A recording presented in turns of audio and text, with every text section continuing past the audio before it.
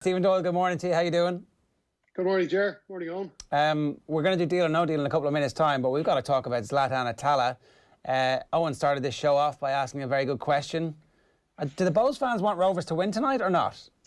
I don't know why you'd ask me that question, Ger. It's funny you mention that, actually, because, I'll come back to the Atala thing in a minute, but listen, look, I suppose the most diehard of Bohemians fans, and I think the same goes across the League of Ireland, Ger. You get a large swathe of our League of Ireland fans who want to see League of Ireland clubs do well in Europe, because obviously it helps with our coefficient, and the better the coefficient is, the better the draw will be for us in the coming years. And I know our current phase of coefficient, which would have been pretty good after Dundalk's performances in Europe all those years ago when they got into the Europa League group stages, it would have been pretty good. But that's starting to, I think that ends at the end of, or at the beginning of next season's European competitions. So, look, there is that swathe of Irish fans, and I'm sure we don't want to see Rovers doing well. I want to see all League of Ireland clubs doing well because it improves the coefficient. But I think there will be the diehard fans, and I'd say there's a lot of them as well, Ger, that don't want to see other clubs doing well and making an awful lot of money, which then creates an imbalance within the league, as we've seen with Dundalk, you know. So I would say as it should be, probably right? 50-50. Yeah, exactly. Like, what's the point of having a rivalry if you forget about it all of a sudden? Absolutely, of course. So the Tala thing is interesting, though, Ger, because I was there all those years. Listen, my folks are from around the stomping ground at Dalymount Park, and I suppose that's why my allegiances became what they were. But I did grow up in Tala, and I remember all those years ago when Real Madrid came to town. Of course, Cristiano Ronaldo made his debut at Tala Stadium for Real Madrid after moving from Manchester United. And I just remember sitting in the stand there, and I remember when the square in Tala, where the shopping centre is, I remember that was a wasteland when I was a kid. And I just remember at one stage watching Cristiano Ronaldo running up the left wing, attacking towards the square in Tala. I just going, this is totally surreal. I can't believe this is actually happening. It was quite bizarre, and but brilliant as well. And as brilliant as I'm sure it's going to be for Rovers fans and people from Tala watching Zlatan Ibrahimovic grace the turf at Tala Stadium this evening. Yeah, look, COVID has obviously taken so many more important things than sports occasions away from people. It's been a real life and death matter for so many people. But you do really feel a sense of a loss of occasion tonight, where a full packed house, a TV audience around the world watching, and maybe that crowd being able to somehow spur Rovers on. With no crowd, do you give them any hope tonight? I would give them a chance. Yeah, absolutely. I think the bookies had them 22-1, which I think is crazy, considering it's a two-horse race, and taking into account that AC Milan, they're missing a couple of decent players through injury, and also they haven't played a game yet this season. This is their first game going in from pre-season, so you would give Rovers a chance. They play a very unusual system, Shamrock Rovers. They have a back three with three kind of midfielders that kind of tends to move well. Jack Byrne moves around with Gary O'Neill and Aaron McInnes in the middle there as well. So they play quite an unusual system, maybe something that AC Milan haven't come up against too often. Aaron Green then is obviously the lead striker, and he's not really what you would call a prolific striker, but he's excellent when it comes to link-up play and that kind of thing. I think where Rovers could hurt AC Milan is down the flanks. We saw a couple of weeks ago, Bohemians came to Tala Stadium, and at that time, Shamrock Rovers were in a little bit of a rut. They'd struggled through their last Europa League game against Ilves Tampere, and Ilves Tampere are mid-table in Finland, and Rovers were taken to extra time and then penalties. And I think that win in penalties really spurred them on then, because they had stuttered a bit in the league, 2 scoreless draws against Shelbourne and St Patrick's Athletic. They were coming up against teams that were finding hard to break down. They weren't creating a lot of chances. And then the Bohemians, of course, were in brilliant form when they went to Tala Stadium. It was a title decider, in effect, because Bohemians had closed the gap on them into second place. And Bows do play a 4-2-3-1 system, and Shamrock Rovers got at them down the wings. Well, Bows' big threat is down the either flank, and Shamrock Rovers nullified that. Well, they also created threats themselves down those flanks as well through Danny Lafferty, and then Ronan Finn on the right side. Lafferty got the goal coming in off the left. So AC Milan play that similar 4-2-3-1 system as Bohemians do. Obviously, with a much better quality of player. Yeah. But I think that's where they could get them down wide areas. I think it's going to be a real battle in midfield. I think it's a big loss for them having Liam Scales suspended. I think this guy, by League of Ireland standards, he's a Rolls Royce of a defender. Okay. I think he can go on to great things over in the UK. It's a shame he won't be there to maybe look after Ibrahimovic. But I think between Lopez and Grace, and also, of course, Joey O'Brien, who's got great experience, they can maybe do a job in Ibrahimovic tonight if he's not at full tilt. Okay, all right. I just want to remind everybody, that at 10:30 this morning, Golf Weekly at a new time, obviously, because of the US Open this week. It will be streamed live across all of our social channels. Best place to get that is on the OTB Sports app. Search OTB Sports in your app store. Time now for Deal or No Deal. I signed for them after the Euros, and after my first day's training, I was driving home. I was actually thinking, regretting it. What have I done? Like I walked into a circus. It's amazing, isn't it? We're starting with the Gareth Bale deal, and I don't think it's any surprise to anybody that Dele Alli is on his way out of Spurs at the moment, particularly given everything that we've seen from Jose Mourinho since he arrived. Would letting Dele Alli actually be a good move or a bad move? And from Bale's perspective, is Spurs the right call over Manchester United? There's a lot to consider here, Ger, because I just wonder how long is Jose Mourinho going to be in this job. If you're Dele Alli, you're kind of thinking, look, it's not going so well for me at the moment. I'm maybe not playing as much as I want to play. I'm just kind of predicting how the season might go on, because I think there definitely seems to be a rift between Mourinho and Dele Alli at the moment. So does he kind of think maybe, well, I should probably sit tight here and see what kind of manager comes in next and see if I can work with him? Because, look, Dele Alli, I think, has himself to blame slightly for what's gone on over the last couple of seasons. I was looking through his stats there again. The 15-16 season, what a season. He had sort of 16 goals, and he hasn't hit that form at all since. And that was, you include the time under Pochettino as well. So I think he has himself to blame a little bit as well.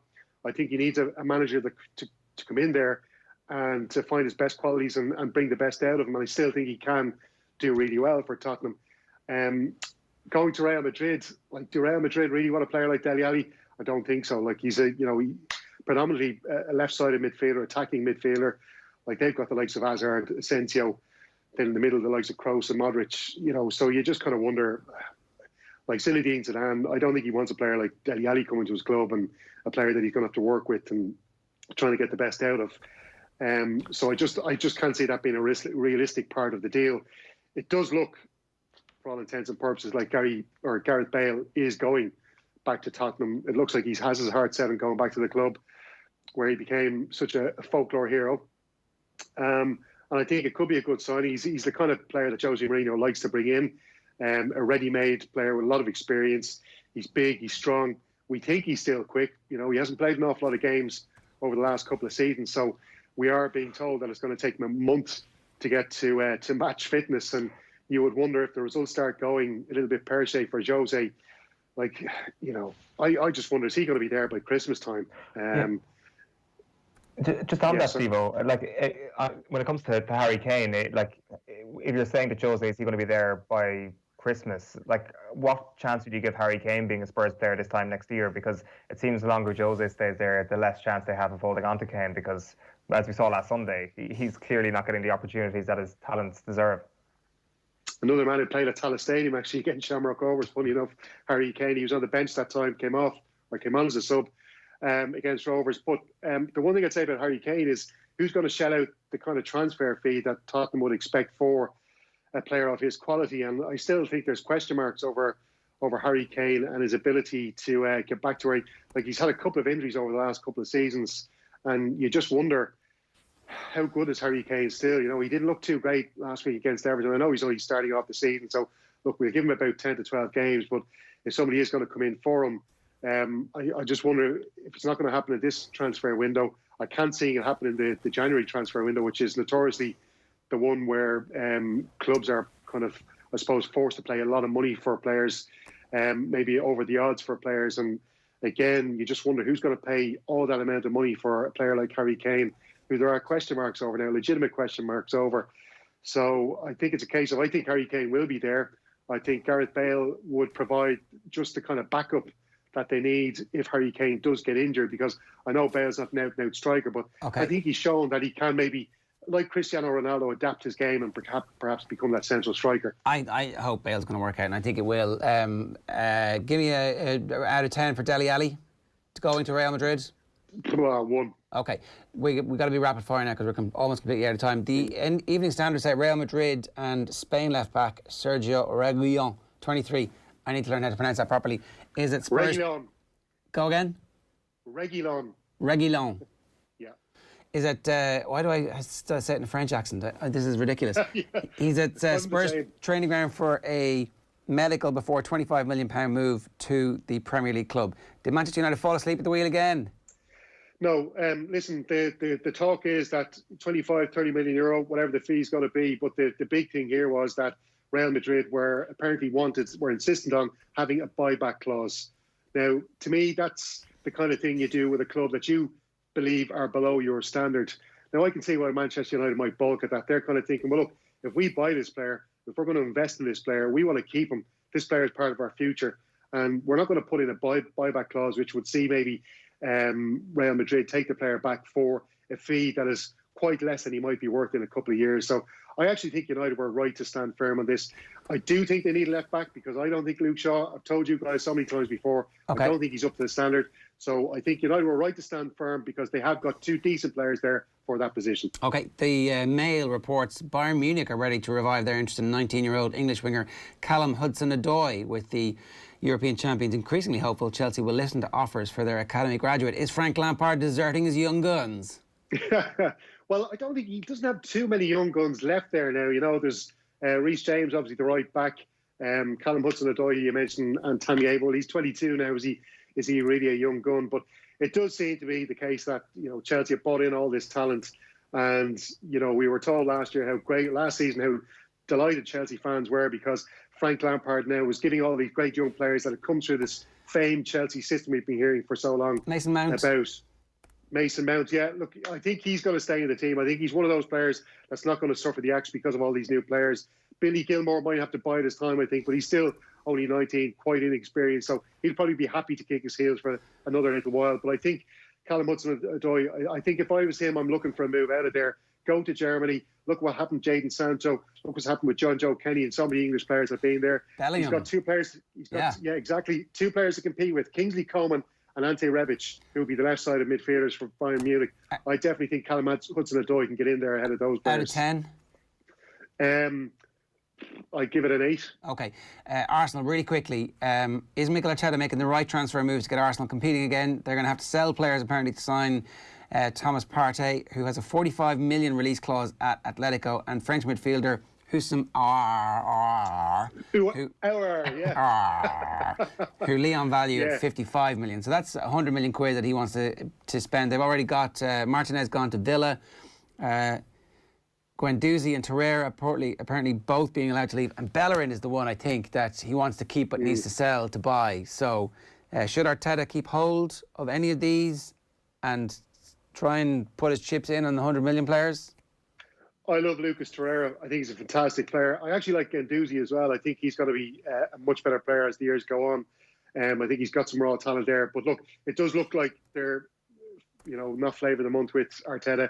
If he can get about 40 or 50 million for those players and bring in Armati, I definitely think he should go for them. Aouar would be a nice player to get in. I don't think he needs him as badly, but I do think he's making the right transfers. I did say to you a couple of weeks ago that Willian was a good signing by them. He got 2 assists at the weekend.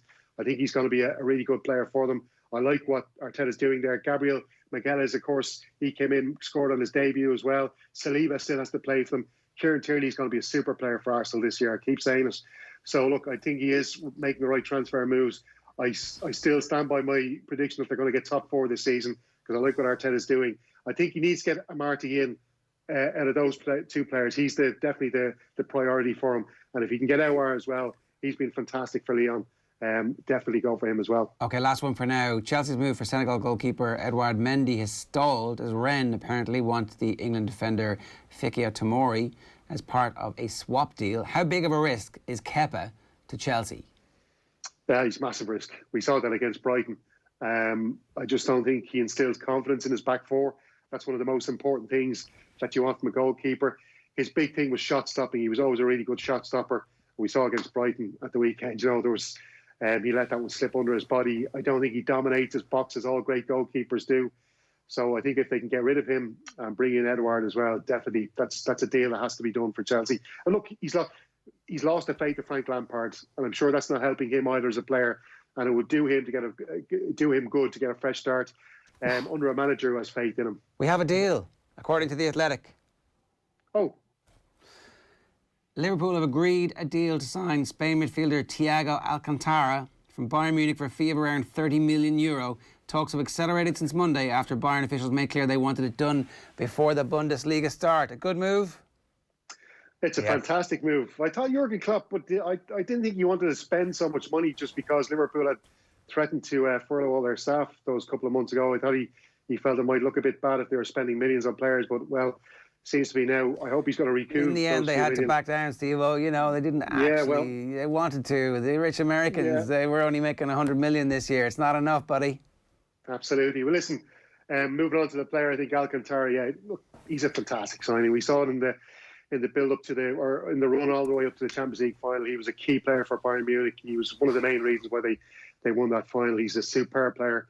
And it'll be interesting to see now what happens with Wijnaldum, because we know Ronald Koeman wants to sign him at Barcelona. Is he going to stick around now? It's going to be interesting. Yeah, and United didn't hijack that deal in the end. Thanks, Steve-O. That's it for Deal or No Deal today.